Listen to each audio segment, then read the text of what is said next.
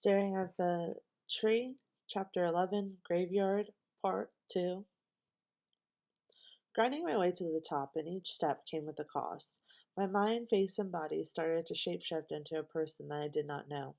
And each day I started falling out of love with myself. When I would look into the mirror, my eyes would shift away from seeing my soul.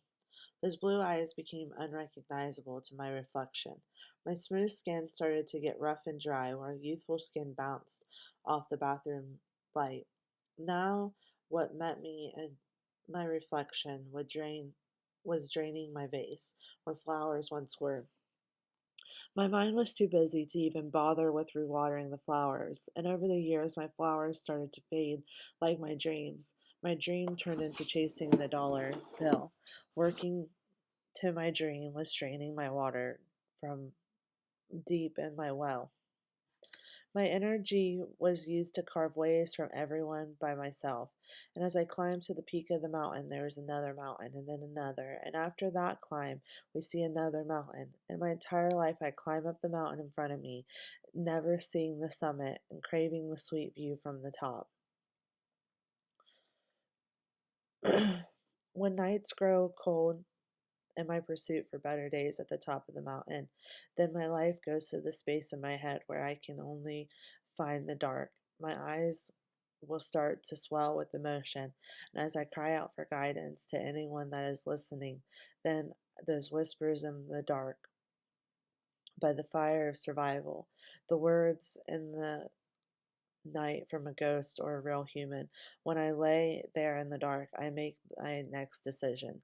And sometimes it feels like I use those words to load in the gun in the dark, loading up my next toxic trait,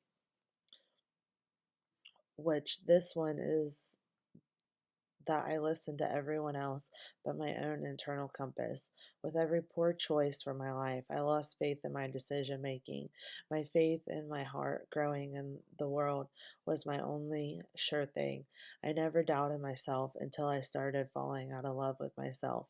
My years gave me trust issues with myself. My life felt like an episode of a reality show where every episode someone gets voted out, not before each one of my friends stab you in the back.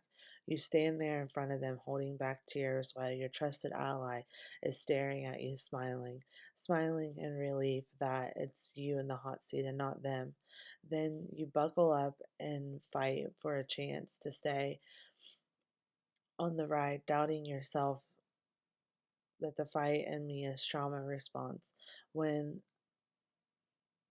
I'm backed into a corner and fueled on resentment, my mental health monster inhabiting my mind gets ready for the battle. My embers start to shimmer like diamonds in my belly.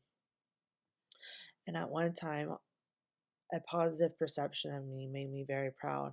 Usually, I would do a focus group just to make sure everyone thought I was wonderful, all while I was dying from depression each day.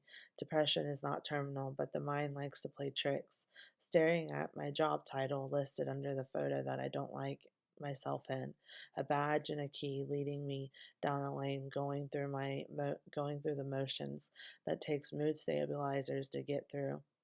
Sitting in my car with swollen eyes from crying from regret, a new assignment that took me a million miles away from my husband and my son.